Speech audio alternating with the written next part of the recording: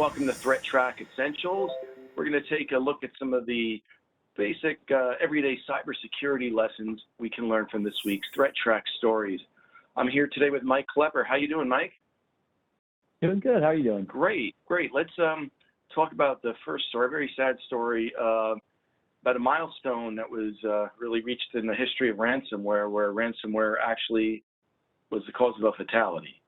Yeah, that's what the courts are going to decide. It's really the first time when a case has come to trial in which a ransomware outbreak is being cited as a contributing factor in a medical malpractice case, which unfortunately led to the death of an infant child. So what can we take away from a story like this? Well, the idea of CyberPhysical Impact has been, often discussed in theoretical terms, but we're really seeing that, move into reality now with this case. And, some others have tried to get to this point previously and haven't quite met the bar. But this one is actually moving forward into the courts, and it's going to be very interesting to see how that process turns out and what their decisions are and exactly what that means for the healthcare institution in this case that was suffering a ransomware breach at the time that the event occurred. David brought us a story about some further evolution in FinFisher spyware. Tell me about that. Yeah, so FinFisher is a program, it's a spyware program that's marketed to law enforcement agencies and government agencies for lawful communication intercepts.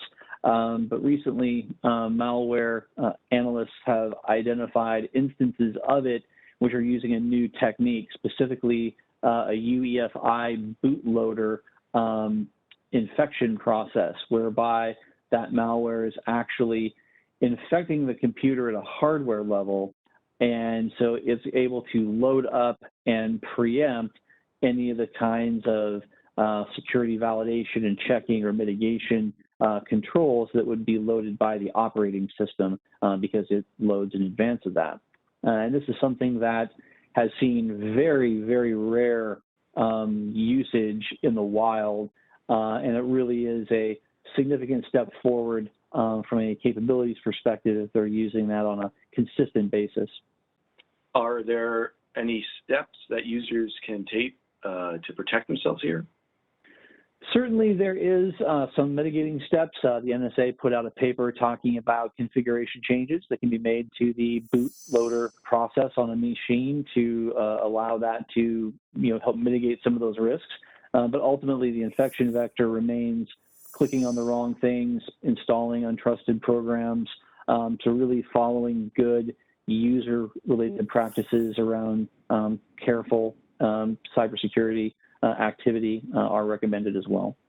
Finally, you brought us another story about a hack of Apple Pay with Visa. Tell me about it.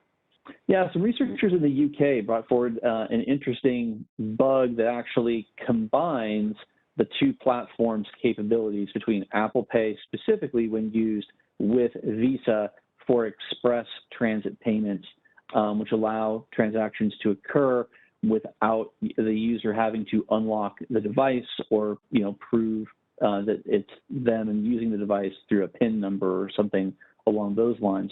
And ultimately, they were able to demonstrate and create proof of concept where they could take a stolen phone that was unlocked, just powered on, and conduct replays and interceptions of transactions using that mechanism for up to £1,000, which I think is somewhere in the $1,200 US range at this point. And this is something that is that trade-off between security and convenience. It's very convenient not to have to unlock your phone to make a micropayment.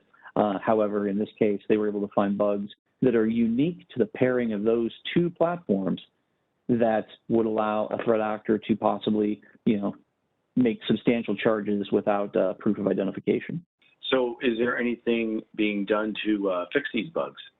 Well, that remains to be seen. There are steps users can take to mitigate the risks right now, disabling, express transit pay on your device if you're not using it, or simply using a different credit card that's not Visa related with that is going to mitigate the risk as it's currently identified.